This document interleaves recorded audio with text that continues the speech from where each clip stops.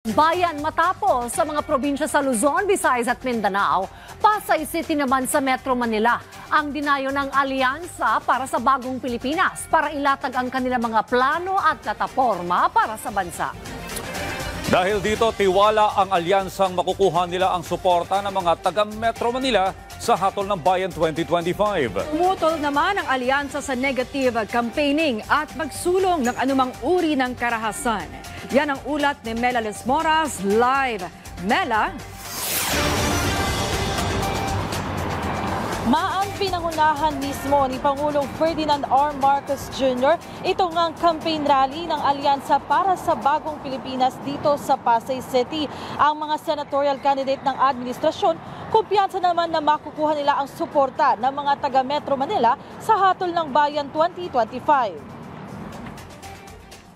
Maaga pa lang marami na ang nakaabang sa Cuneta Astrodome sa Pasay City para sa ika-4 na campaign rally ng Alyansa para sa Bagong Pilipinas. Bukod sa paghahati ng talumpati ng 12 pambato sa pagkasenador ng administrasyon, nagtanghal din sa programa ang ilang sikat na artist, bagay na lubos na ikinalugod ng mga manonood. Ayon sa Alyansa para sa Bagong Pilipinas, kumpiyansa silang makukuha nilang suporta ng mga taga Metro Manila sa hatol ng Bayan 2025. Lahat kasi sila may malawak na raw na karanasan at marami nang nagawa para sa bayan. The Alyansa is a really good complement. Merong galing sa executive, merong galing sa legislative, at merong kanya-kanyang experiences that have somehow contributed to Metro Manila. Kumpiyansa kami sa grupo ng Alyansa na ma-12-0 namin dito sa Metro Manila dahil unang-una suportado kami ng Pangulo. At ang programa ng Alyansa ay para talaga sa mga may hirap para sa sambayan Pilipino. Kaugnay niyan, hindi raw pabor ang Alyansa candidates sa negative campaigning at pagsusulong ng anumang uri ng karahasan. Ito ay bilang tugon na rin sa naging pahayag ni dating Pangulong Rodrigo Duterte na dapat ay patayin na lang umano ang ilang senador para may mga mabakanting posisyon sa Senado.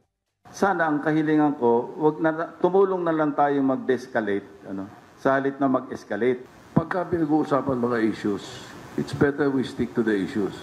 Once you start attacking personal attacks on anyone, you have lost the debate. Samantala, sa unang pagkakataon, sinagot naman ni House Deputy Majority Leader Erwin Tulfo ang disqualification case na inihain laban sa kanya at kanyang mga kaanak sa Commission on Elections dahil sa issue ng political dynasty.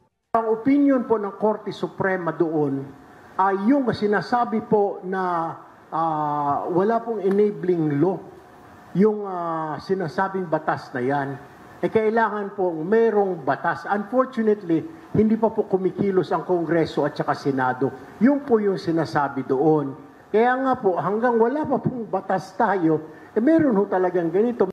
Habang si Senate Majority Leader Francis Tolentino may pahayag din ukol sa usapin ng impeachment laban kay Vice President Sara Duterte ngayong iniakyat na ito sa Korte Suprema. Hintayin na lang natin siguro, with all due respect, ano yung reply ni Senate President. But as we speak, there is a Supreme Court hearing going on. And there is a second case filed stopping the impeachment trial. So lahat ito sub judice if we speak. So hintayin natin din yung resulta ng hearing ng Supreme Court. Maan pagkatapos dito sa Pasay City, sunod-sunod na rin yung magiging pag-ikot ng Alyansa para sa Bagong Pilipinas sa iba pang panig ng bansa. Ang iginigit kasi ng grupo nais nilang maipaabot sa ating mga kababayan yung kanilang mga plataforma at mga plano para sa bansa. Kaya ginagawa nila ito nga sunod-sunod na pag-ikot sa iba't ibang panig ng bansa. Maan? Maraming salamat sa iyo, Mela Lesmoras.